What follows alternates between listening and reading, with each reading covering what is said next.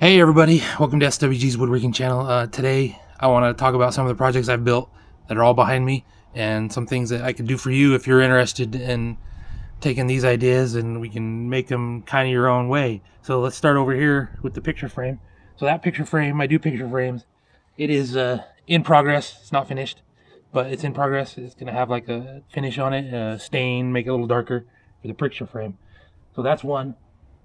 This is what they call a long grain, edge grain cutting board. This is a pretty big sucker. I don't know how, I got a tape measure right here. Tell you the dimensions.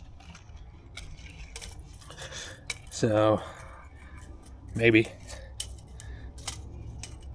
So it's like 20 by 16, so that's a pretty big cutting board. Butcher block. This one has been used. Needs a little refreshing. So, moving on. I also do nightstand tables. We can come over here and take a look. We got these nightstands. This one's like 29 inches tall, so it's a little bit tall for modern day, but it's like 29 inches tall, but the top is 20 by 21 and a half.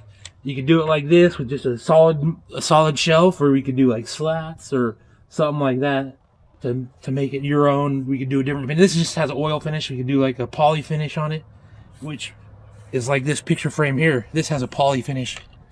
So I did this picture frame with a poly finish. So we could do that.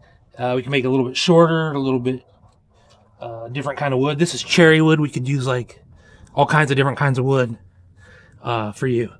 Here is a chessboard with a tabletop resin pour. And it's 17 by 17 overall. 2-inch squares is what they wanted on that one.